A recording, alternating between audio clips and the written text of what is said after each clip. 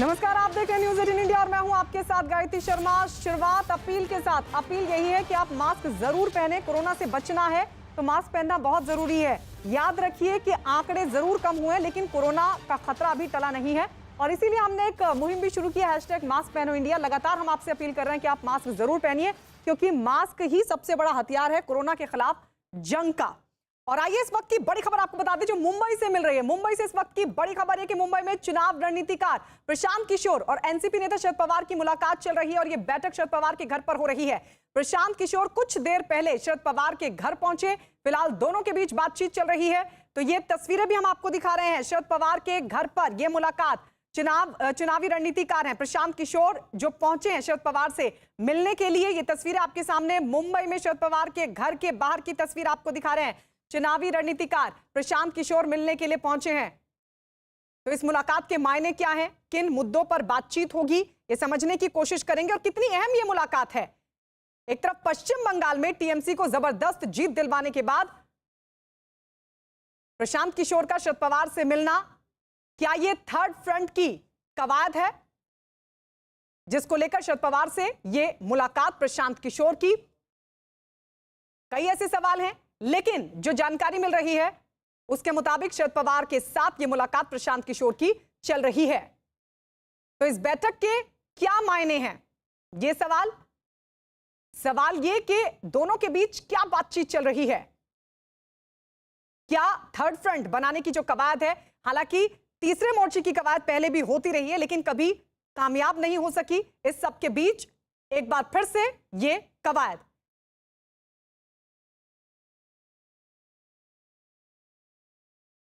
और इस वक्त हमारे साथ हमारे दो सहयोगी जुड़ चुके हैं। मुंबई से आशीष सिंह हमारे साथ लाइव हैं और दिल्ली से अरुण सिंह हमारे साथ जुड़ चुके हैं। आशीष, सबसे पहले आपके पास आते हुए जरा बताइए कि इस मुलाकात को लेकर क्या जानकारी मिल पा रही है।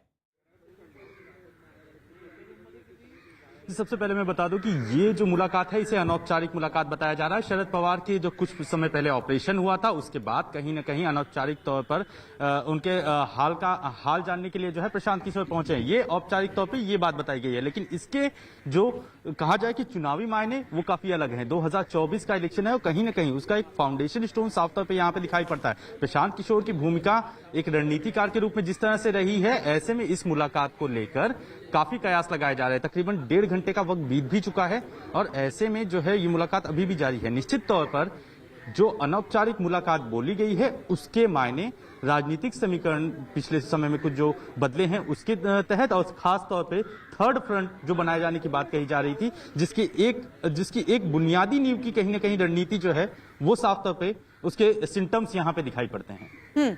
अरुण भी हमारे साथ बने हुए। अरुण, इस बैठक के मायने क्या है? देखिए, पहली बात तो है कि प्रशांत किशोर और शरद पवार अगर मिल रहे हैं तो सिर्फ लंच नहीं करेंगे, वो पॉलिटिकल बात करेंगे और देश के हालात पर चर्चा करेंगे। भारतीय जनता पार्टी इस वक्त देश की सबसे बड़ी पार्टी है, सबसे मजबूत पार्टी है, तो जाहिर सी बात है कि विपक्ष को लामबंद होना पड़ेगा और विपक्ष के सामने कोई चारा नहीं है। ममता बनर्जी की जीत के बाद ऐसा लगता है विपक्षी दलों को कि बीजेपी को हराया जा सकता है। एक बार इसके पहले भी लगा था जब कांग्रेस ने 3 राज्यों में सरकार बनाई थी, छत्तीसगढ़ में, राजस्थान में और मध्य प्रदेश में। तब ये कहा गया था कि बीजेपी को हराया जा सकता है और उसके बाद काफी उत्साह के साथ विपक्ष लामबंद हुआ था। प्रशांत किशोर एक ऐसे व्यक्ति हैं जो ममता बनर्जी के लिए काम कर चुके, उनको अच्छी तरीके से जानते हैं, जो कांग्रेस के लिए उत्तर प्रदेश में काम कर चुके अच्छे तरीके से जानते हैं, जो मुलायम सिंह यादव की पार्टी के लिए काम कर चुके उनको अच्छे तरीके से जानते हैं, जो जगनमोहन रेड्डी की पार्टी के लिए काम कर चुके उनको अच्छे तरीके से जानते हैं। तो कुल मिलाकर के विपक्ष के जो बड़े धड़े हैं उन सबको वो जानते हैं, उनको इकट्ठा ला सकते हैं। प्रशांत किशोर ने ही उत्तर प्रदेश में समाजवादी पार्टी और कांग्रेस को इकट्ठा लाने की कोशिश की थी और वो परवान भी चढ़ी। तो प्रशांत किशोर एक धुरी बन सकते हैं, एक जरिया बन सकते हैं, एक मीडिएटर बन सकते हैं जो विपक्ष के दलों को लामबंद करे, क्योंकि विपक्षियों को भी पता है कि 2024 में अकेले कोई पार्टी प्रधानमंत्री मोदी और बीजेपी का मुकाबला नहीं कर सकते। यानी भले इसको एक अनौपचारिक मुलाकात बताया जा रहा हो आशीष, लेकिन अरुण बता रहे हैं कि इसके सियासी मायने हैं। ऐसे में किन मुद्दों पर बातचीत हो सकती है? क्या ये थर्ड फ्रंट की ही कवायद है? जी बिल्कुल, शुरुआत तो ऐसी ही लग रही है कि थर्ड फ्रंट की ही कवायद है और सबसे अहम बात यह है कि इसे शिष्टाचार मुलाकात बताया जा रहा है। अजीत पवार जो कि पुणे में हैं, उनसे जब इस मुलाकात के बारे में पूछा गया तो उन्होंने साफ तौर पे कहा कि प्रशांत किशोर ये कह चुके हैं कि वो जो है भविष्य में रणनीतिकार के रूप में काम नहीं करेंगे। लिहाजा ये मुलाकात फिलहाल अनौपचारिक तौर पे केवल शिष्टाचार के तहत शरद पवार की हेल्थ का जायजा लेने के लिए की गई है। ऐसे में इस मुलाकात के मायने जो राजनीतिक तौर पे लगाए जा रहे हैं वो 2024 का चुनाव है। खास तौर पे तब जब चुनाव होंगे तो उनकी तैयारियों की एक फाउंडेशन नींव कहीं ना कहीं वो इस मुलाकात में देखी जा रही है। शरद पवार एक कद्दावर नेता, एक केंद्र के उम्दा नेता, बड़े नेता और साथ ही साथ एक राजनीतिक चुनावी रणनीतिकार, कहीं ना कहीं ये पूरा समीकरण ही जो है वो थर्ड फ्रंट को एक जो बनाने की बात कही जा रही है उसके सिम्टम्स में दिखाई पड़ती है। 2024 आप बता रहे हैं आशीष। अरुण, क्या ये महाराष्ट्र के लिहाज से भी बहुत महत्वपूर्ण है बैठक, या देश के लिहाज के चश्मे से इस मुलाकात को देखा जाना चाहिए? देखिए, महाराष्ट्र के लिहाज से जो तीन पार्टियां हैं, शिवसेना है, कांग्रेस है और नेशनलिस्ट कांग्रेस पार्टी जिसके मुखिया शरद पवार हैं, उन तीनों का गठबंधन चल रहा है। उस गठबंधन में कभी उठापटक भी होती है और आपने देखा कि हाल में शिवसेना ने किस तरह से उद्धव ठाकरे ने प्रधानमंत्री से अलग से मुलाकात की और उस पर बहुत ही आक्रामक तरीके से जवाब दिया। शिवसेना ने डिफेंड नहीं किया अपने आप को कि भाई आप गठबंधन में हैं, शिवसेना के साथ गठबंधन एनसीपी का भी है, तो शरद पवार भी मिलते रहे हैं प्रधानमंत्री से, कांग्रेस के नेता भी मिलते रहे हैं प्रधानमंत्री से, इसलिए उसको ज्यादा तवज्जो या ज्यादा तूल गठबंधन के अंदर खासतौर से कांग्रेस ने नहीं दिया, जो अंदर खाने हमारी बात हुई थी उस घटना को। लेकिन संजय राउत ने फिर उस पर छौंका लगाया और ये कहा कि प्रधानमंत्री नरेंद्र मोदी बहुत लोकप्रिय हैं, इस तरह की बात भी उन्होंने कही है और बड़े नेता हैं, अंतर्राष्ट्रीय नेता हैं, इस तरह की बातें भी तमाम क्वार्टर से आई हैं। ये बात अपनी जगह पर है, लेकिन अगर किसी तीसरे मोर्चे की संभावना बनती है तो प्रशांत किशोर राजनीति में रणनीति बनाते हैं और शरद पवार भी राजनीति में रणनीति बनाते हैं। तो दो रणनीतिकार या राजनीतिक इकट्ठा मिलते हैं तो जाहिर सी बात है पॉलिटिकल बात ही होती है और पॉलिटिकल बात निश्चित रूप से होगी। एक अगर कोई थर्ड फ्रंट या कोई बीजेपी के खिलाफ संयुक्त मोर्चा बनता दिख रहा होगा तो उस पर काम शरद पवार कर सकते हैं, क्योंकि शरद पवार की प्रधानमंत्री बनने की इच्छा अभी खत्म नहीं हुई है, जिसके लिए उन्होंने कांग्रेस को छोड़ा था और एक अलग पार्टी बना करके वो चल रहे हैं। ये अलग बात है कि बाद में कांग्रेस के शासनकाल में उन्होंने मंत्री पद भी स्वीकार कर लिया, लेकिन उनके अंदर दबी इच्छा है। ये इधर कांग्रेस भी चाहती है राहुल गांधी को प्रधानमंत्री बनाए, उधर ममता बनर्जी को चाहती है तृणमूल कांग्रेस, तो कई दल हैं इसमें, मुलायम सिंह यादव को चाहते हैं अखिलेश यादव, कई दल हैं। लेकिन जब बात बीजेपी की आएगी तो शायद कुछ समझौता करके ये दल इकट्ठा हो जाएं और उसकी चर्चा हो रही हो। जी, शुक्रिया आप दोनों का हमारे साथ जुड़ने के लिए। तो आपको बता दें शरद पवार के घर पर ये मुलाकात चल रही है। प्रशांत किशोर की चुनावी रणनीतिकार हैं, इसको लेकर लगातार आपको अपडेट देते रहेंगे। लेकिन इस बीच एक अहम खबर आपको बता दें, जो उत्तर प्रदेश में जो सियासी सरगर्मी चल रही है उसके बीच मिल रही है। दिल्ली पहुंच गए हैं उत्तर प्रदेश के मुख्यमंत्री योगी आदित्यनाथ, दिल्ली पहुंचे और इस वक्त जो जानकारी है वो ये कि प्रधानमंत्री मोदी से उनकी फिलहाल मुलाकात चल रही है। प्रधानमंत्री नरेंद्र मोदी से पीएम आवास पर वो मिल रहे हैं, बातचीत हो रही है और इस बैठक को, इस मुलाकात को बेहद महत्वपूर्ण बताया जा रहा है, क्योंकि 2022 में उत्तर प्रदेश में विधानसभा के चुनाव होने हैं। कई ऐसे मुद्दे हैं जिनको लेकर बातचीत होगी। इसके अलावा जो रिपोर्ट कार्ड है विधायकों का वो भी योगी आदित्यनाथ की तरफ से रखा जाएगा। जानकारी भी कि जेपी नड्डा के साथ भी उनकी मुलाकात है। और इस वक्त हमारे साथ हमारे वरिष्ठ सहयोगी अमिताभ सिन्हा जुड़ गए हैं। अमिताभ जी, इस मुलाकात को आप कैसे देख रहे हैं? देखिए, पूरी तरह से ये चुनावी हलचल है और ये दिखा रहा है कि आला कमान उत्तर प्रदेश को लेकर कितना गंभीर है और आगे आने वाले दिनों में पार्टी उत्तर प्रदेश में इसको कितनी गंभीरता से लेगी, इन बैठकों के बाद ये साफ हो जाएगा। पहली बात। दूसरी बात, योगी आदित्यनाथ अपना सारा रिपोर्ट कार्ड लेकर आए हैं, किस विधायक ने क्या किया, किस मंत्री ने क्या किया, तो एक पूरा का पूरा रिपोर्ट कार्ड आपने देखा होगा कल। अगर उन्होंने एक समाधान नाम से एक पुस्तिका अमित शाह गृह मंत्री को दी है तो नड्डा जी और प्रधानमंत्री को जरूर देंगे वो। तो एक अपने सरकार की परफॉर्मेंस का रिपोर्ट कार्ड, दूसरा केंद्र सरकार की नीतियां जो राज्य सरकार ने बहुत अच्छी तरह से इंप्लीमेंट की, कोरोना काल में किस तरह से अच्छी तरह से लड़ाई की, जंग लड़ी है वहां की सरकार ने, ये तमाम मुद्दे हैं जिसको लेकर आगे बढ़ेगी। साथ ही साथ किन पार्टियों को, जो पिछली बार आपको याद होगा छोटी छोटी पार्टियां जो जिले स्तर पर थी और जो विधानसभा स्तर पर थी, उन सब के साथ बीजेपी ने गठबंधन किया था ताकि जो इधर उधर बिखर रहे वोट बैंक हैं, चाहे राजभरों का हो, चाहे मांझियों का हो, चाहे इस तरह से जो नॉन यादव ओबीसी और नॉन जाटव दलित वोट बैंक थे, उन पर भी नजर डाली थी। उन छोटी छोटी पार्टियों से गठबंधन किया था। इसी कड़ी में आपने देखा होगा कल कुछ और लोगों से मुलाकात की है पार्टी के कुछ वरिष्ठ नेताओं ने। तो किनको जोड़ना करना है इन पर भी नजर होगी। और अगर मंत्रिमंडल का विस्तार करना है जिसके देखिए एक मुख्यमंत्री पद के लिए नो वैकेंसी तो फिलहाल तय है। योगी पूरे उत्तर प्रदेश में घूम रहे हैं और संदेश यही है जो दिखता है वो बिकता है। वो पूरे जिले जिले में बारी बारी से जा रहे हैं, बाकी जो है जो उनके अपोजिशन में है और ट्विटर से आगे बढ़ नहीं पा रहे हैं। तो मुझे लगता है फिलहाल विकल्प बहुत ज्यादा नहीं है, लेकिन इसको कैसे पुख्ता करना है, पार्टी के अंदर कैसे सबको मजबूती देनी है ताकि जो सुबुगाहट है जो वर्तमान प्रशासन को लेकर वो सुबुगाहट दूर हो जाए। मुझे लगता है इन सब चीजों को दूर किया जाएगा, जो भी गिला शिकवा है उन सबको दूर करने की कोशिश की जाएगी। हमारे दो सहयोगी भी इस वक्त हमारे साथ जुड़ चुके हैं। अमित पांडे हमारे साथ यूपी सदन के बाहर मौजूद हैं और पीएम आवास के बाहर यतेंद्र जुड़ चुके हैं। सबसे पहले यतेंद्र, जरा बताइए वहां से कोई अपडेट मिल पा रहा है फिलहाल? देखिए लगातार मीटिंग चल रही है, 1 घंटा करीब मीटिंग शुरू हो चुका है प्रधानमंत्री योगी और मुख्यमंत्री की मीटिंग को लेकर। और लेकिन अभी तक यही है कि उत्तर प्रदेश में जो राजनीतिक तापमान है, वो जो चर्चाएं चल रही हैं उन पर बातचीत चल रही है। क्योंकि हालांकि लेकिन चर्चाएं तो फेरबदल की चल रही थी, चर्चा मंत्रिमंडल विस्तार की, चर्चाएं संगठन में फेरबदल की चल रही थी, लेकिन इन सब पर कुछ नहीं हो रहा है। इन पर बीजेपी आलाकमान ने संकेत देकर पहले ही विराम लगा दिया है। लेकिन मुख्यमंत्री का दौरा दिल्ली दौरा है तो वो एक बार फिर से चर्चाओं में आ गया है। बात कल गृह मंत्री अमित शाह के साथ उनकी मीटिंग की हो, चाहे आज प्रधानमंत्री मोदी के साथ मीटिंग की हो, तो वो लगातार यही है कि राजनीतिक परिदृश्य जो उत्तर प्रदेश का है उसको लेकर हो रहा है। क्योंकि बीजेपी सूत्रों का यह भी दावा है कि अगर कोई बड़ा फैसला होता है, अगर मंत्रिमंडल विस्तार होता है, तो कम से कम बीजेपी आलाकमान के 2 से 3 नेता एक साथ बैठते हैं। जब दिल्ली मुख्यमंत्री आए, अगर इस तरह की बात होती तो 2 से 3 नेता होते, अलग 1-to-1 मीटिंग नहीं हो रही होती। 1-to-1 मीटिंग में फैसले नहीं होते, ब्रीफ किया जाता है। अगर मुख्यमंत्री के नाते उनके प्रदेश को कुछ जरूरत है तो वो भारत सरकार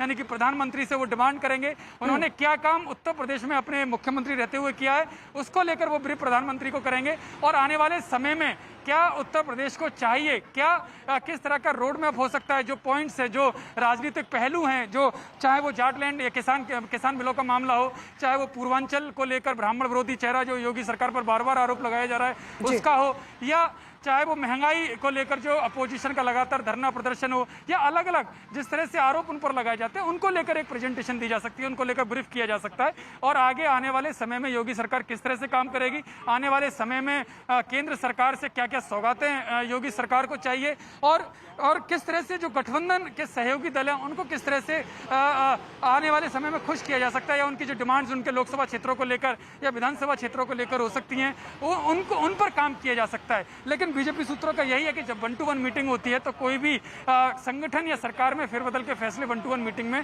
तय नहीं किए जाते हैं। जी अमित, वहां से आपको क्या अपडेट मिल पा रहा है, क्या पता चल पा रहा है?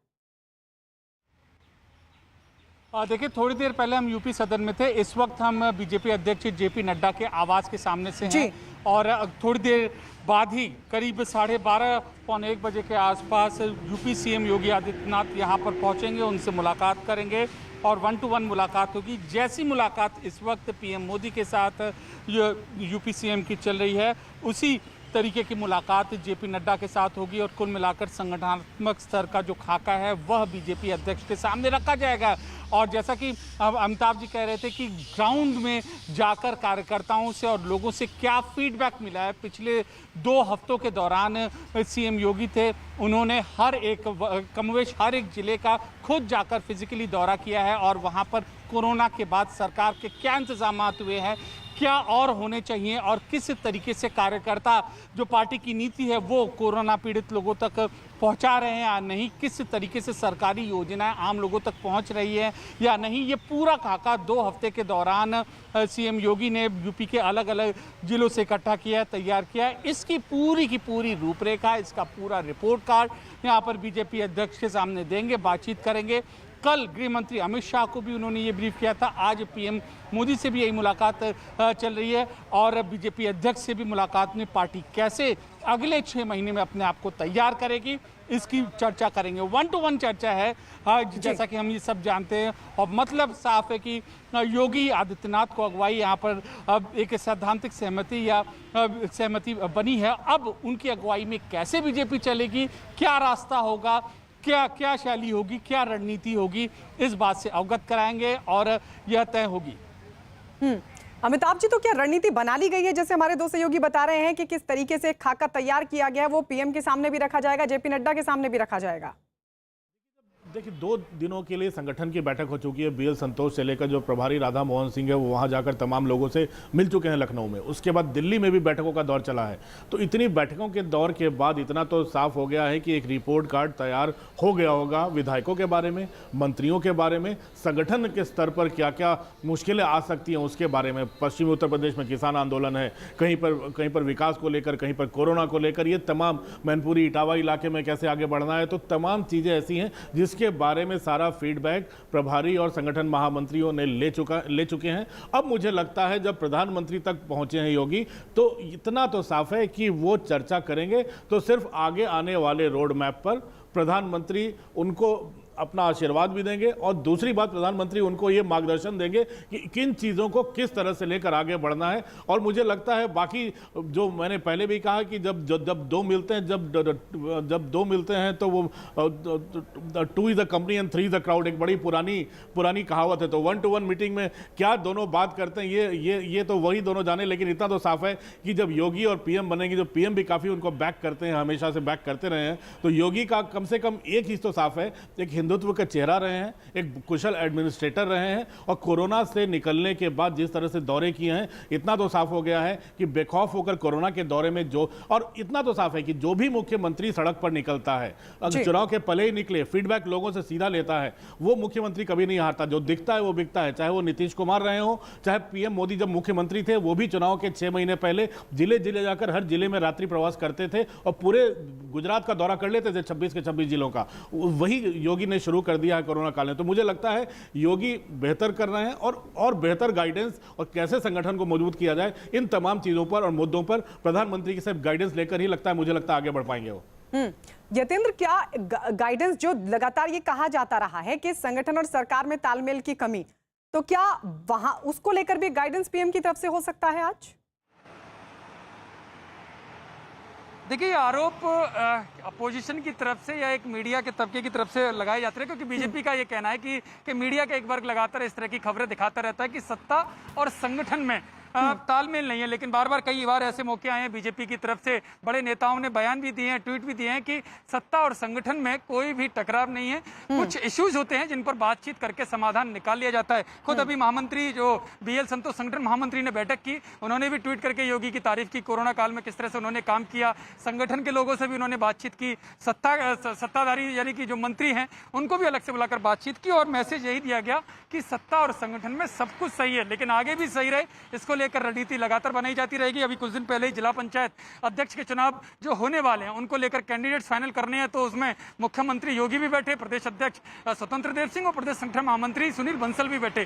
3 से 3.5 घंटे तक बैठक लखनऊ में चली, यानी कि सत्ता और संगठन के दोनों ही लोग थे और उसमें मिलजुल कर जिला पंचायत अध्यक्ष के नामों पर अंतिम मोहर लगाई गई। यानी कि मैसेज साफ दिया गया कि जो भी फैसले लिए जाएंगे वो मिलकर लेंगे, कोई एक तरफा फैसला नहीं लिया जाएगा। ये मैसेज पहले भी बीजेपी की तरफ से दिए गए हैं, आगे भी दिए जाते रहेंगे और अभी भी बैठक चल रही है, 1-to-1 मीटिंग चल रही है। अगर कुछ बड़ा फैसला होता तो बीजेपी के बड़े लोग एक साथ बैठकर मुख्यमंत्री योगी को कुछ दिशा निर्देश दे सकते थे, लेकिन 1-to-1 मीटिंग का मतलब है कि सब कुछ ठीक है और जो बीजेपी आलाकमान चाहता है, प्रधानमंत्री मोदी जिस दिशा में चाहते हैं उस दिशा में मुख्यमंत्री योगी काम कर रहे हैं। इन मीटिंगों का जो बीजेपी सूत्र दावा कर रहे हैं कि इन मीटिंगों का यही मैसेज है। और जहां तक आज की बैठक की बात है तो यही कि प्रधानमंत्री मोदी ने जो दिशा निर्देश तय किए हैं, जो दशा और दिशा तय की गई है, उसमें योगी सरकार कितने आगे बढ़ी। योगी सरकार आज अपनी रिपोर्ट प्रधानमंत्री को देंगे, पूरा ब्रीफ करेंगे कि उत्तर प्रदेश सरकार में क्या क्या योगी सरकार ने काम किए हैं उत्तर प्रदेश सरकार के माध्यम से और आगे क्या क्या करने वाले हैं, और उसमें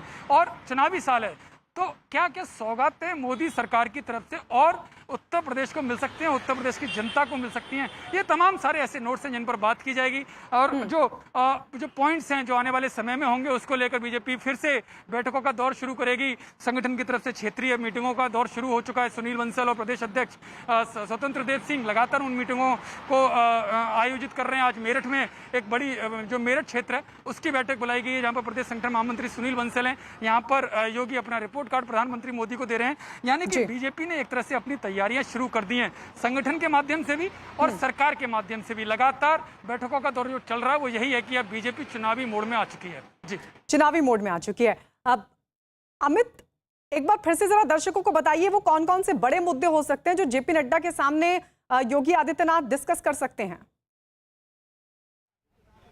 और इस बीच एक बड़ी खबर अपने दर्शकों को बता दें, अमित रोकेंगे आपको, 1:30 बजे राष्ट्रपति से मुलाकात करेंगे मुख्यमंत्री योगी आदित्यनाथ। विक्रांत यादव की खबर है कि राष्ट्रपति से मुलाकात भी होगी योगी आदित्यनाथ की, और इसके लिए वक्त मुकर्रर किया गया है 1:30 बजे का। 1:30 बजे राष्ट्रपति से मिलेंगे योगी आदित्यनाथ। इस वक्त की बड़ी खबर आपको बता दें, पीएम से फिलहाल मुलाकात चल रही है। जेपी नड्डा के साथ मुलाकात 12:30 बजे का वक्त रखा गया है, और वहीं 1:30 बजे यानी 1 घंटे बाद राष्ट्रपति से मिलने पहुंचेंगे योगी आदित्यनाथ। इस वक्त की बड़ी खबर, कल अमित शाह से मुलाकात की थी, कई मुद्दों पर बातचीत हुई, और अब जो जानकारी मिल रही है उसके मुताबिक राष्ट्रपति से भी मिलने का वक्त रखा गया। राष्ट्रपति से भी उनकी मुलाकात होगी। फिलहाल पीएम मोदी से उनकी मुलाकात चल रही है। कोरोना मैनेजमेंट किस तरीके से किया गया, उत्तर प्रदेश में लगातार केसेस बढ़ रहे थे, खुद मुख्यमंत्री योगी आदित्यनाथ जगह जगह जाकर जायजा ले रहे थे कोविड काल के बीच भी, और किस तरीके से केसेस कम किया गया, जो मैनेजमेंट रहा, उन तमाम चीजों को लेकर प्रधानमंत्री मोदी के साथ बातचीत, और बातचीत आने वाले चुनाव को लेकर भी होगी। तो वहीं जेपी नड्डा के साथ भी वो संगठन को लेकर चर्चा करेंगे। विक्रांत इस वक्त हमारे सहयोगी हमारे साथ जुड़ गए हैं। विक्रांत, क्या जानकारी मिल पा रही है राष्ट्रपति से मुलाकात को लेकर योगी आदित्यनाथ की? देखिए, अभी ये जानकारी मिली है कि राष्ट्रपति से 1:30 बजे की उनकी मुलाकात तय है। 1:30 बजे वो राष्ट्रपति भवन में जाकर राष्ट्रपति से मुलाकात करेंगे, ये लगभग कंफर्म हो गया है सूत्रों के मुताबिक, और 1:30 बजे मुलाकात होगी। हालांकि ये केवल कहा जा रहा है कि शिष्टाचार मुलाकात है, क्योंकि काफी समय के बाद दिल्ली आए हैं। हालांकि इस पर नजर जरूर रखनी पड़ेगी, क्योंकि इस बार का उनका दौरा बेहद ही अहम है। इस दौरे में उन्होंने लगभग सभी बड़े नेताओं से, अपनी पार्टी की भी और देश के चाहे प्रधानमंत्री हो उनसे अभी उनकी मुलाकात चल रही है। इसके बाद जेपी नड्डा से मुलाकात करेंगे। कल गृह मंत्री अमित शाह से साथ मुलाकात की थी। तो केवल कोविड के पर बातचीत नहीं, बल्कि उत्तर प्रदेश की राजनीति को लेकर भी लंबी राजनीतिक चर्चाएं हुई हैं, और इसी कारण उनका दौरा उत्तर प्रदेश के लिहाज से काफी महत्वपूर्ण है। जी, तो विक्रांत बता रहे हैं कि 1:30 बजे राष्ट्रपति से मिलेंगे योगी आदित्यनाथ। विक्रांत, क्या पहले से तय था या फिर आनंद फानन में ये मुलाकात होने जा रही है योगी आदित्यनाथ की? तो ये कार्यक्रम 1:30 बजे का राष्ट्रपति से मिलने का, मुख्यमंत्री योगी आदित्यनाथ फिलहाल पीएम के साथ उनकी मुलाकात चल रही है। जेपी नड्डा जो कि बीजेपी के राष्ट्रीय अध्यक्ष हैं, उनके साथ भी बातचीत करेंगे। 12:30 बजे वो मुलाकात का वक्त मुकर्रर किया गया है, और अब जो बड़ी जानकारी मिल रही है उसके मुताबिक राष्ट्रपति से भी मिलेंगे योगी आदित्यनाथ। मुख्यमंत्री योगी आदित्यनाथ की राष्ट्रपति के साथ मुलाकात होगी, और यह मुलाकात 1:30 बजे होगी। दोपहर 1:30 बजे मिलने के लिए पहुंचेंगे योगी आदित्यनाथ। फिलहाल प्रधानमंत्री नरेंद्र मोदी से उनकी मुलाकात चल रही है, पीएम आवास पर यह बैठक हो रही है।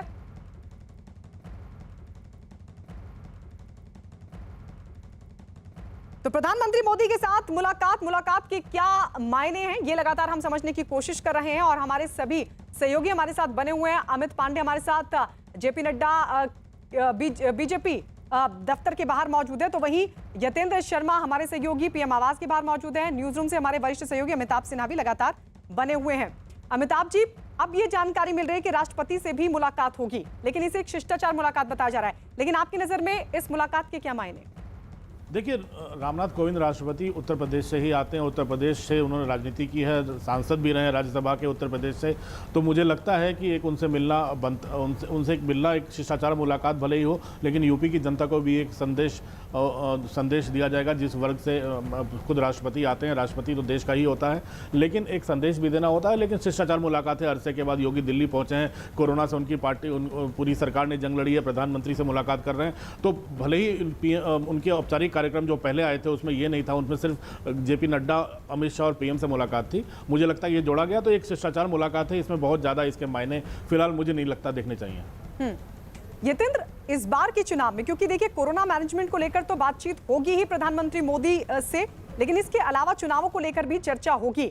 ऐसे में उत्तर प्रदेश के चुनाव, क्योंकि ये कहा जाता है कि दिल्ली का रास्ता वहीं से होकर गुजरता है, इन चुनावों में कौन कौन से मुद्दे अहम हो सकते हैं? और आप बार बार लगातार ये कह रहे कि किसानों का मुद्दा विरोधी दलों की तरफ से उठाया जा रहा है, तो वहीं ब्राह्मण विरोधी होने का आरोप भी लगातार लगाया जा रहा है। इस बार के चुनाव में जातीय समीकरण कितनी महत्वपूर्ण भूमिका निभा सकते हैं?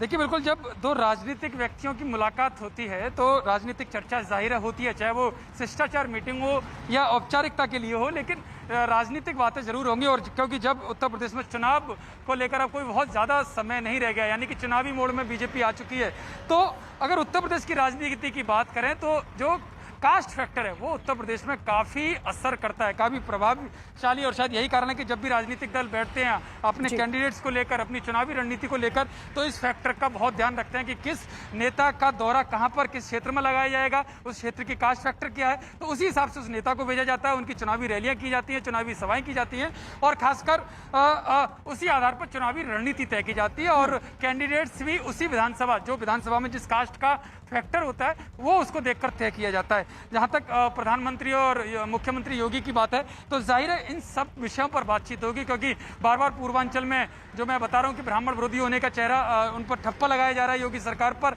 तो उसके लिए जितिन प्रसाद को लाएं। हालांकि वो कितना फैक्टर काम करेगा ये तो बाद में पता चलेगा, क्योंकि जितिन को लेकर भी अपोजिशन कह रहा है कि हारे हुए खिलाड़ी हैं, एक हारे हुए नेता को बीजेपी में शामिल कराया गया, उनका बहुत ज्यादा प्रभाव नहीं है। हालांकि उनके यहाँ वो केंद्रीय मंत्री कांग्रेस में पहले कांग्रेस सरकार में रह चुके हैं। इसके अलावा जाट फैक्टर जो किसानों से जुड़ा हुआ मुद्दा है वो भी काफी चिंतित करने वाला बीजेपी के लिए होगा, क्योंकि किसानों को लेकर मोदी सरकार ने काफी सारे काम किए हैं। योगी सरकार ने भी गन्ना मूल्यों को लेकर और जो तमाम दूसरी फसलें उनके उचित मूल्यों को लेकर तमाम कड़ी कार्रवाई की है, लेकिन इसके बावजूद भी अपोजिशन लगातार उन फैक्टर को, किसान बिलों के माध्यम से जो जाट बेल्ट है उसको साधने की कोशिश अपोजिशन लगातार कर रहा है। तो इसमें भी सेंध लगाने की यह कह सकते हैं, इस फैक्टर को भी तोड़ने के लिए कोशिश, रणनीति बीजेपी बनाएगी। मुख्यमंत्री योगी चर्चा लगातार करेंगे, संगठन लगातार कर रहा है। जैसे मैंने बताया, सुनील बंसल आज मेरठ में क्षेत्रीय टीम की बैठक ले रहे हैं। तो अमित आपके पास भी लौटेंगे। फिलहाल आप दोनों का बहुत बहुत शुक्रिया हमारे साथ जुड़ने के लिए।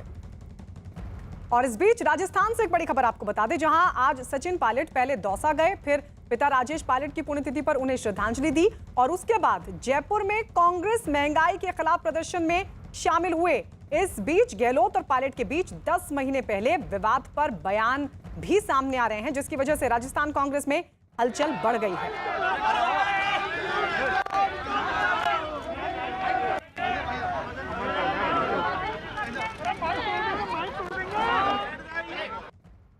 रीता बहुगुणा जो कंफर्टेबल नहीं है कांग्रेस में, आप आ सकते हैं बीजेपी। मैंने भी सुना रीता बहुगुणा जोशी ने जो कहा कि सचिन से बात करी है, हो सकता है उन्होंने सचिन तेंदुलकर से बात करी हो, मेरे से बात करने की हिम्मत नहीं है। तो रीता बहुगुणा जोशी के बयान पर हालांकि सचिन पायलट ने कुछ नहीं कहा, लेकिन आपको बता दें सचिन पायलट को लेकर रीता बहुगुणा जोशी ने कहा था कि सचिन पायलट को पार्टी में आना चाहिए, यानी बीजेपी में आना चाहिए। रीता बहुगुणा जोशी खुद कांग्रेस छोड़कर बीजेपी में शामिल हुई थी। और इस वक्त हमारे साथ हमारे 3 सहयोगी जुड़े हुए हैं। अरुण हमारे साथ दिल्ली से लाइव है, भवानी सिंह हमारे साथ राजस्थान के दौसा में मौजूद है, और हमारे साथ न्यूज रूम से हमारे वरिष्ठ सहयोगी अमिताभ सिन्हा लगातार बने हुए हैं। जल्दी से सबसे पहले अपडेट भवानी से ले लेते हैं। भवानी, वहां से क्या अपडेट मिल पा रहा है? जानकारी है कि दौसा में कार्यक्रम में शामिल होने के बाद कांग्रेस के प्रदर्शन में शामिल हुए सचिन पायलट। देखिए, सचिन पायलट दौसा के बाद में यहाँ पर जयपुर आ गए। इस वक्त मैं जयपुर के अंदर उसी प्रदर्शन स्थल पर हूँ जहाँ पर सचिन पायलट अभी कुछ देर पहले यहाँ पर 5 मिनट के लिए रुके, उसके बाद में निकल गए। और जब सचिन पायलट आए तब यहाँ पर उनके समर्थन में जमकर नारेबाजी हुई, और जो ये प्रदर्शन था महंगाई के खिलाफ पायलट के समर्थन में बदल गया, एक तरह से शक्ति प्रदर्शन के अंदर बदल गया। और सचिन पायलट ने जब सचिन पायलट से पूछा गया कि रीता बहुगुणा जोशी ने आपको फ़ोन किया, क्योंकि रीता बहुगुणा जोशी ने क्लेम किया था कि उन्होंने सचिन पायलट से बात की थी और बीजेपी में आने को लेकर उनको कहा था, तब सचिन पायलट ने कहा कि रीता बहुगुणा जोशी ने सचिन पायलट से नहीं, हो सकता हो कि सचिन तेंदुलकर से बात की हो, किसी और सचिन से बात की हो, वो टालने की कोशिश की। बाकी पॉलिटिकल इशू पर वो बोलने से बचते रहे, जो इशू है महंगाई का उस पर बात करते रहे। लेकिन सचिन पायलट के समर्थन में काफ़ी सारे विधायक आए। हेमाराम चौधरी यहीं पर धरना स्थल पर पहुंचे, कांग्रेस के सीनियर विधायक हैं हेमाराम चौधरी, और हेमाराम चौधरी इस्तीफा दे चुके हैं विधानसभा की सदस्यता से। अशोक गहलोत से नाराज होकर आज उन्होंने कहा वो सचिन पायलट से मिलने पहुंचे, वो अशोक गहलोत से नहीं मिलेंगे। इसी तरीके से एक PR मीणा है कांग्रेस विधायक, उन्होंने कहा अगर सचिन पायलट कहेंगे दिल्ली चलना तो दिल्ली भी जाएंगे। जी, यानी उनके समर्थक तैयार हैं। अरुण हमारे साथ दिल्ली से बने हुए हैं। दिल्ली में इस वक्त क्या हाल चल? अरुण, दिल्ली में राजस्थान को लेकर फिलहाल कोई हलचल नहीं है। हाँ, इतना जरूर है कि सचिन पायलट अगर आला कमान से मिलने का वक्त मांगते हैं या अजय माकन से मिलने आते हैं तो पार्टी ने यह संकेत दिया है, जो अनौपचारिक रूप से बातचीत हुई है, कि सचिन पायलट की बात हमने पहले भी सुनी थी, सचिन पायलट की बात हम जानते हैं और सचिन पायलट की बात दोबारा भी सुनने को तैयार है, लेकिन जो कमेटी है वो अपने समय पर फैसला करेगी। आला कमान उस पर निर्णय लेगा जब उसकी रिपोर्ट वहां पर पहुंच जाएगी कि क्या करना है चाहिए, क्या विकल्प है उनके पास। लेकिन फिलहाल दिल्ली में राजस्थान की घटना को लेकर बहुत ज्यादा हलचल नहीं है। आला कमान इस पर करीब नजर उसके जो लोग हैं, संगठन महासचिव केसी वेणुगोपाल, वो बनाए हुए हैं। अजय माकन लगातार फीडबैक स्टेट से ले रहे हैं, लेकिन उस पर किसी तरह की कोई बैठक आज या कल में होने की संभावना नहीं है, जब तक कि सचिन पायलट खुद समय न मांगे मिलने का। आला कमान की तरफ से यह कहा गया है कि हमने सचिन पायलट को नहीं बुलाया है, लेकिन अगर वो मिलना चाहते हैं, आएंगे तो मुलाकात जरूर होगी। अमिताभ जी, आप इस पूरे मामले को कैसे देख रहे हैं? 10 महीने पहले का विवाद क्या एक बार फिर से गर्माता हुआ दिख रहा है? देखिए, विवाद गरमाने की शुरुआत हो सकती है, लेकिन विवाद मुझे नहीं लगता आला कमान इसको बहुत ज़्यादा तूल देने वाला है, क्योंकि सचिन पायलट ने बिना मुझे अपनी पूरी ताकत बटोरे हुए जिस तरह से मैदान में कूद पड़े और बीजेपी का समर्थन लेकर दिल्ली के दरवाजे तक आ पहुंचे थे कई विधायकों के साथ। कुछ विधायक भले ही उनके कम पड़ गए हों, लेकिन मुझे लगता है कि ये शक जो है आला कमान के मन में बैठ गया। तो अब हो सकता है कि आला कमान उनको एक कूलिंग ऑफ पीरियड जिसे कहते हैं, वो समय दे रहा हो, ताकि वो फिर से पार्टी के संगठन में फिर से जुड़े। अमिताभ जी, आपको रोकेंगे इस वक्त। ये तस्वीर अपने दर्शकों को दिखा दें। योगी आदित्यनाथ पीएम हाउस से निकलते हुए प्रधानमंत्री नरेंद्र मोदी से उन्होंने मुलाकात की और मुलाकात के बाद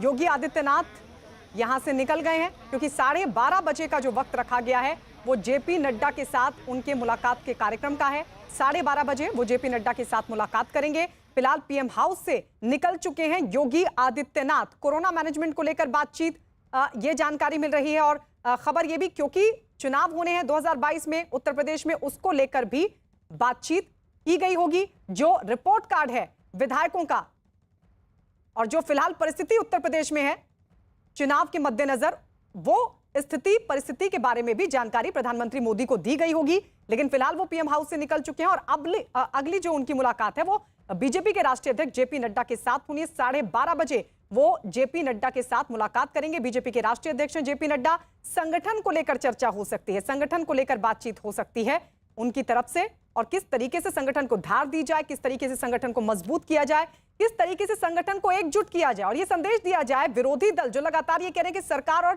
संगठन में सामंजस्य की कमी है, तालमेल की कमी है, उनको भी एक कड़ा संदेश दिया जाए।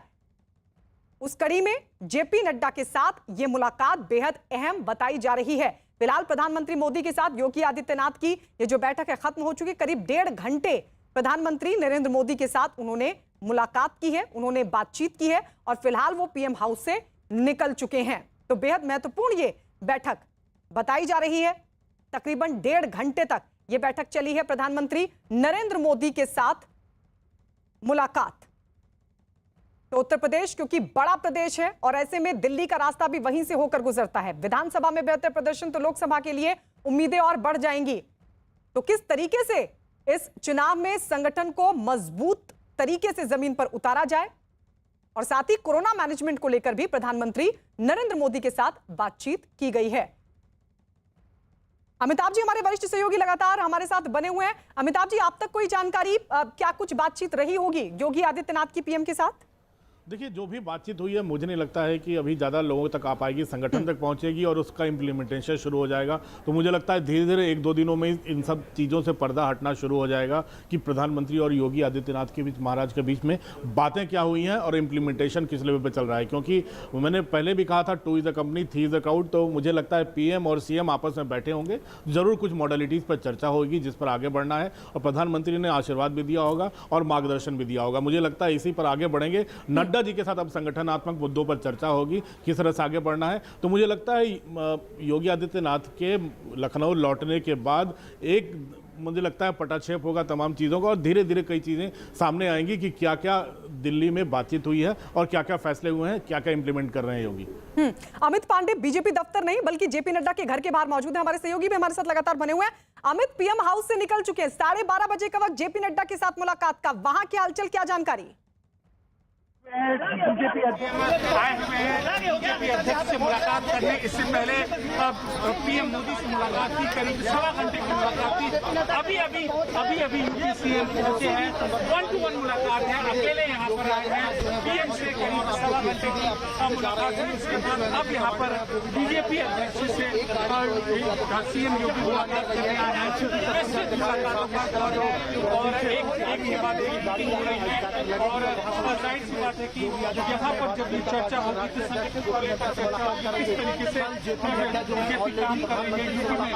और ये बहुत ही कम ऐसी विजिट्स हैं सीएम योगी की खुद आए हैं यहाँ पर, बीजेपी अध्यक्ष के आए हैं और आप तस्वीरों में यहाँ पर देख सकते हैं कि उनकी गाड़ी पहुंच चुकी है और अब जो यूपी सीएम है निकले हैं और अंदर।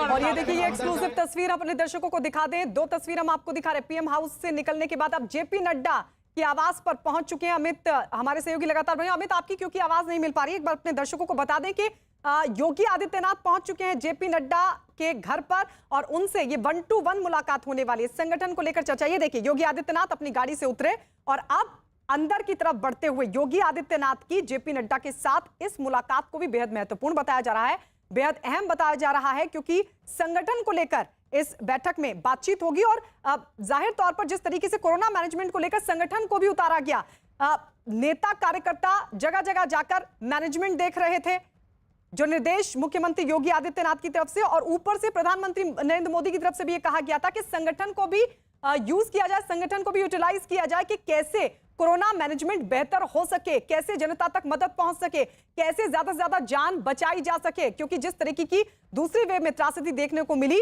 उसके बाद मैनेजमेंट बहुत महत्वपूर्ण था और उत्तर प्रदेश में मुख्यमंत्री योगी आदित्यनाथ की तरफ से संगठन को भी इसमें लगाया गया था। अमिताभ जी हमारे सहयोगी लगातार हमारे साथ बने हुए। अब जेपी नड्डा के साथ मुलाकात, लेकिन संगठन को भी कोरोना मैनेजमेंट में किस तरीके से लगाया गया था और खुद योगी आदित्यनाथ जमीन पर उतरे थे, ये सभी ने देखा।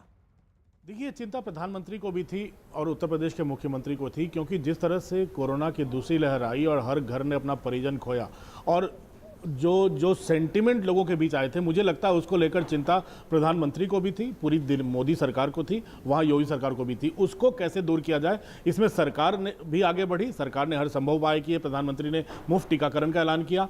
साथ ही यूपी सरकार, यूपी हो चाहे बिहार हो चाहे पूरा देश, 30 तारीख को जब सरकार के 7 साल पूरे हुए तो पूरे के संगठन को सेवा दिवस के नाते सेवा दिवस मनाते हुए पूरे देश में कार्यकर्ताओं को लगाया गया कि वो गांव जाएं, हर ब्लॉक में जाएं, हर जिला स्तर पर, तहसील स्तर पर जाएं। और मुझे लगता है एक बहुत अच्छे रिजल्ट आए हैं और कम से कम 10 लाख से ज़्यादा गाँव, कम से कम लाखों गाँव में वो लोग पहुँचे हैं। जो बीजेपी के कार्यकर्ता, एक बड़ी लिस्ट बीजेपी ने तैयार की है कहाँ तक पहुँचे और कैसे सेवा दिवस को सफलता मिली। तो मुझे लगता है कि अब बीजेपी आला कमान को लग रहा है कि जो मुफ्त टीकाकरण का कार्यक्रम है, इसने काफ़ी कुछ जो नेगेटिव सेंटिमेंट थे इसको न्यूट्रलाइज किया है। तो साथ ही कार्यकर्ताओं को भी लगा दिया है कि सरकार उनके लिए काम क्या कर रही है, ये जनता के बीच ले जाएं। और मुझे लगता है संगठन के स्तर पर लगातार बैठकें हो रही हैं, तो मुझे लगता है कि अब यूपी में भी यही काम होगा कि संगठन के स्तर पर कार्यकर्ता भी, अब बीजेपी के कार्यकर्ता घर घर जाएंगे, गाँव जाएंगे और ये संदेश देंगे कि कैसे मोदी सरकार ने और योगी सरकार ने आपके लिए अच्छा किया है। जी अमित, क्या मुलाकात शुरू हो चुकी है? जी बिल्कुल, मुलाकात यहाँ पर शुरू हो चुकी है और यूपी सीएम आए हुए हैं बीजेपी अध्यक्ष के आवास पर और ये बहुत कम ऐसा हुआ है। रोक रहे अमित, एक बार अपने दर्शकों को एक्सक्लूसिव तस्वीर दिखा दे। प्रधानमंत्री नरेंद्र मोदी के साथ योगी आदित्यनाथ की मुलाकात की तस्वीर आप देख रहे हैं। आपसे थोड़ी देर पहले 1.5 घंटे तक प्रधानमंत्री नरेंद्र मोदी के साथ योगी आदित्यनाथ ने चर्चा की, बताया कोरोना मैनेजमेंट को लेकर यूपी सरकार की तरफ से क्या क्या कदम उठाए गए थे, जिसके बाद केसेस कम हो गए और अब फिलहाल उत्तर प्रदेश में कोरोना कंट्रोल में है। संगठन को किस तरीके से लगाया गया और उसके बेहतर रिजल्ट मिले, इस बारे में अवगत कराया जा रहा है प्रधानमंत्री नरेंद्र मोदी को। इसके अलावा चुनावों को लेकर भी यह जानकारी मिल रही है कि चर्चा हुई है। चुनावों को लेकर भी जाहिर तौर पर जो परिस्थिति इस वक्त उत्तर प्रदेश में है सियासत के लिहाज से, वो रखी गई होंगी प्रधानमंत्री नरेंद्र मोदी के सामने और उनका एक गाइडेंस भी मिला होगा। ये एक्सक्लूसिव तस्वीर हम अपने दर्शकों को दिखा दें। प्रधानमंत्री नरेंद्र मोदी सबसे थोड़ी देर पहले मुलाकात खत्म कर फिलहाल जेपी नड्डा, जो कि बीजेपी के राष्ट्रीय अध्यक्ष हैं, उनसे मिलने के लिए पहुंचे हुए। मुलाकात वहां पर शुरू हो चुकी है, लेकिन उससे पहले 1.5 घंटे तक प्रधानमंत्री नरेंद्र मोदी के साथ योगी आदित्यनाथ ने चर्चा की, डिस्कशन किया और जानकारी है कि कोरोना मैनेजमेंट, क्योंकि लगातार प्रधानमंत्री नरेंद्र मोदी की तरफ से यह कहा जा रहा था कि कोरोना मैनेजमेंट में राज्य सरकारें कहीं कोई कोताही ना बरते और इसको लेकर योगी आदित्यनाथ की तरफ से भी संगठन स्तर पर भी लगातार निर्देश दिए गए थे। अमित पांडे हमारे सहयोगी लगातार हमारे साथ बने हुए हैं। अमित, बताइए क्या जानकारी वहां से मिल पा रही है अभी? देखिए अभी बैठक यहाँ पर शुरू हो चुकी है बीजेपी अध्यक्ष और यूपी सीएम के बीच में, और यूपी के संगठन को लेकर यहाँ पर चर्चा होगी किस तरीके से बीजेपी काम करेगी आने वाले 6 महीनों में चुनाव को लेकर, कोरोना जो राहत कार्य है उसको लेकर है। और बीजेपी अध्यक्ष के आवास पर यूपी सीएम पहुंचे हैं। बहुत कम ऐसा होता है जब यूपी सीएम आते हैं और यहाँ पर बीजेपी अध्यक्ष के खुद आवास पर आते हैं, उनसे मुलाकात होती है। ये उन चंद मुलाकातों में से एक है और इस मुलाकात के बाद यहाँ पर तय होगा कि कैसे मिशन यूपी जो कि बीजेपी का है वो विजन योगी के तहत काम करेगा। मतलब कि योगी कैसे बीजेपी के विजन को, बीजेपी के लक्ष्य को आगे ले जाएंगे, कैसे पार्टी कार्यकर्ताओं को निर्देश देंगे, किस तरीके से सरकार काम करेगी, कैसे केंद्र सरकार की नीतियां काम करेगी और किस तरीके से कार्यकर्ता जो है वो आम जनता से संवाद स्थापित कर पाएंगे। क्योंकि पिछले 2 महीनों के दौरान ऐसा हुआ है, कोरोना काल के दौरान ऐसा हुआ है जब पार्टी को लगता है कि लोगों के अंदर गुस्सा है, लोगों के अंदर एक असंतोष की भावना है, उसको दूर करने के लिए कैसे बीजेपी के कार्यकर्ता संवाद स्थापित करेंगे, संवाद कायम करेंगे, उसको भी लेकर अहम निर्देश यहाँ पर होंगे, अहम वार्तालाप होंगे। पीएम से मिलकर आए हैं सीएम योगी और अब इसके बाद बीजेपी अध्यक्ष से मुलाकात होगी। तो हम ये उम्मीद कर सकते हैं कि जो पीएम से उनकी बात हुई होगी तो केंद्र सरकार की नीतियों को लेकर बात होगी। लेकिन यहाँ पर बीजेपी अध्यक्ष से जब मुलाकात है तो पार्टी की नीतियों पर, पार्टी के कार्यकर्ताओं पर, पार्टी के विजन पर, पार्टी के अलाइनमेंट पर, पार्टी के अलायंस पर, इन सारी चीजों को लेकर यहाँ पर बात होगी और कैसे आगे बीजेपी बढ़ेगी, कैसे लोगों तक कम्युनिकेट करेगी, इस पर एक अहम चर्चा होगी। बिल्कुल अमित, हमारे साथ बने रहिए। अपने दर्शकों को ये 2 तस्वीरें दिखा दे। कल अमित शाह से मिले थे योगी आदित्यनाथ, उसकी तस्वीर आपके सामने, और आज प्रधानमंत्री नरेंद्र मोदी से उनकी मुलाकात हुई है। 1.5 घंटे तक प्रधानमंत्री नरेंद्र मोदी के साथ ये मुलाकात चली है योगी आदित्यनाथ की, और इस वक्त जेपी नड्डा के घर पर मौजूद हैं और उनके साथ मुलाकात शुरू हो चुकी है। हमारे साथ न्यूज रूम से हमारे वरिष्ठ सहयोगी अमिताभ सिन्हा लगातार बने हुए हैं। अमिताभ जी, इस बार की परिस्थिति क्या कहती है? पिछले बार के चुनाव में इस बार किन मायनों में परिस्थितियां अलग हैं उत्तर प्रदेश की? क्योंकि जिस तरीके से कोरोना काल भी रहा और आप कह भी रहे हैं कि एक नेगेटिविटी है, वो किसी राज्य सरकार के लिए नहीं लेकिन एक माहौल है, उसमें जाहिर तौर पर ये सभी के लिए बड़ी चुनौती होगी, कैसे लोगों को कन्विंस किया जाए। देखिए, एंटी इनकम्बेंसी तो जब भी चुनाव होती है, कोई भी सरकार हो 5 साल के बाद जब भी चुनाव में जाती है, एंटी इनकम्बेंसी कुछ इलाकों में ज़रूर होती है। इस बार भी एंटी इनकम्बेंसी ज़रूर होगी, लेकिन इसमें एक चीज़ तो ध्यान देने वाली बात है, योगी आदित्यनाथ पूरे समय एक चीज़ तो उन्होंने साबित किया है कि वो 24 घंटे 7 दिन वो जनता की सेवा में और सरकार और प्रशासन में लगे रहते हैं, वो कभी इससे विवर नहीं करते। दूसरा, उनके ऊपर अभी तक ऐसा कोई यूपी सरकार के ऊपर आरोप नहीं लगा है भ्रष्टाचार का। काफी कमिटमेंट का उनका है कि वो कमिटेड होकर अपने जनता की सेवा कर रहे हैं। तीसरा, एक हिंदू चेहरा जिसके चलते जो एक कट्टर वोट बैंक होता है वो उनके साथ खड़ा है, क्योंकि वो लगातार उनके हितों की बात कर रहे हैं और उनके बारे में बात कर रहे हैं। चौथी जो मुश्किल आ सकती है वो किसान आंदोलन को लेकर। वेस्टर्न यूपी में पहले भी काफी टकराव होता था, जहां लोकदल हो, समाजवादी पार्टी हो, बीएसपी हो, जहां मुस्लिम वोट बैंक है, जहां दलित वोट बैंक है, इन सब इलाकों में मुश्किलें आ सकती हैं। लेकिन बीजेपी ने उन चुनौतियों को पार पाया है कई छोटे दलों के साथ गठबंधन करके।